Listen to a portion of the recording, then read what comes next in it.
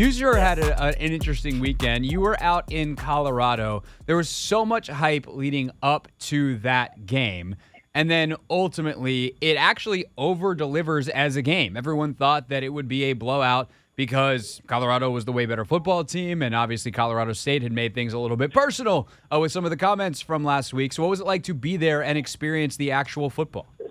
You know, it was an interesting experience because I think you're right. The hype machine is so big to the point that it almost becomes a story for everybody well beyond the football. But the football team is really a team that I think a lot of people can draw a lot of inspiration from. Deion Sanders is one of the best quarterbacks in America. I'm not going to go full Mel Kiper in terms of my big board because that doesn't matter.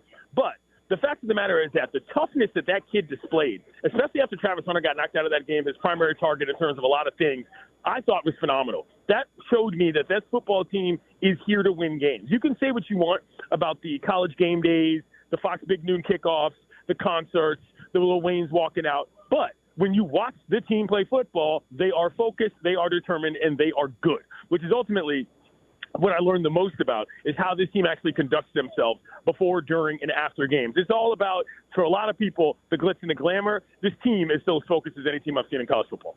I think that's a great point because there is, and you and I have been texting quite a bit over the last week about Colorado and various storylines, various branches of the tree, if you will.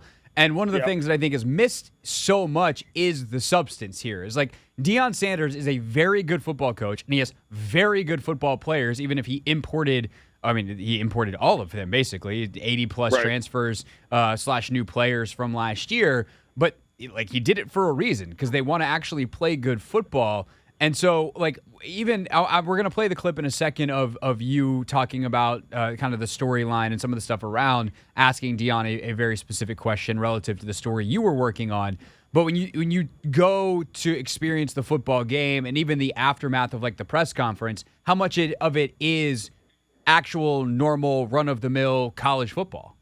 Most of it is that. And I think the other part of that is most interesting to look at regarding what the lights do provide from a football standpoint is not just the eyeballs on the Buffaloes, it's the eyeballs on the opponents. I'm sure there were a lot of scouts that were watching that game and said, oh, the Rams might have a couple of NFL guys. There's a couple Sunday players on this field who are not the guys in the black and gold. And I think that's another underrated part of this is that ultimately when the ball is snapped, you're watching the game.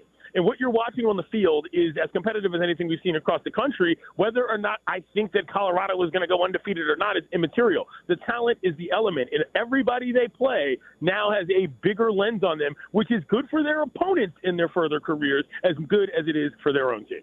Clinton Yates, ESPN, with us here on the Hoffman Show. That said, there is the obvious larger context through which all of this exists.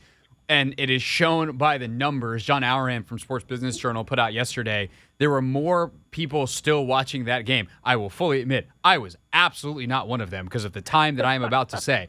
But at 2:15 a.m. Eastern time, there were still more people watching that game than there were any other college football game at any other point that weekend, which is nuts. And part of that is that Colorado has become Black America's college football team. That was the story you were working for ESPN and Anscape over the weekend. So, Clinton, sorry to make you sit through your own press conference clipping here, but I would like for the audience to hear the question you asked Deion, because I think you framed this so well as Deion's response to being just that, Black America's college football team. Coach, how you doing? Clinton Yates, ESPN.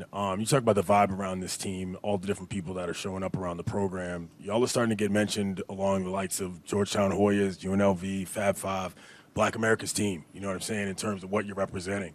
What's that like for you guys in terms of the popularity you're taking on nationally? Well, first of all, these kids weren't even born, so they don't understand that. Dennis Thurman and some of the older coaches like myself, we understand that and how dynamic and how much of a blessing that is to even be mentioning those likes. It's tremendous. It's not a burden whatsoever. It's a blessing, and we're thankful for that. But I don't think our young men inside the locker room understand the moment. Like, that's what I told them in the last series. Guys, this is a moment you will never forget, and let's maximize this moment. And they went out and did it. But when you're that young, and you know, all of us were young one day. Some of us are still young and naive. We don't understand these moments are just slipping by slowly but surely, and we got to grasp them because it's incredible. What happened and what transpired today was incredible. It really was, from the start to the finish of the day. What I've liked about him is that he didn't shy away from the idea, and he made a point about his own team, which is something that Deion does well. But what he overall was saying, it makes sense. He's saying, I don't expect these kids to take this mantle. That's what I'm here for, I being Deion in this situation. And this point about maximizing opportunities is a general point that I think more people should be following through on as a matter of course. But the bottom line is that the eyeballs on this team are very different from the eyeballs that were on, say, I don't know, Jackson State. And that doesn't mean that the HBCU experience is lesser than or somehow, I don't know, talking about Deion at Colorado was deleterious to anything that happens on the HBCU level. But a lot of people are taking it that way, which is odd to me. Deion understands what's going on here. None of this, as he stated when he first got to Colorado, is new to him. This is part of the operation. He's been that guy. So I think that for him to be able to see that nationally and then reflect that onto his kids to be able to maximize their moments in Boulder, which, by the way, very non-black place, which is a whole other story if you want to read it. I literally wrote the column about it. And I do think it's remarkable. And he's pointing that out. He's like, guys, this is supposed to be fun. It looks pretty fun. I don't understand why so many people are trying to find so many reasons to have a problem with how Deion is operating. Show on the Team 980 and the Odyssey app.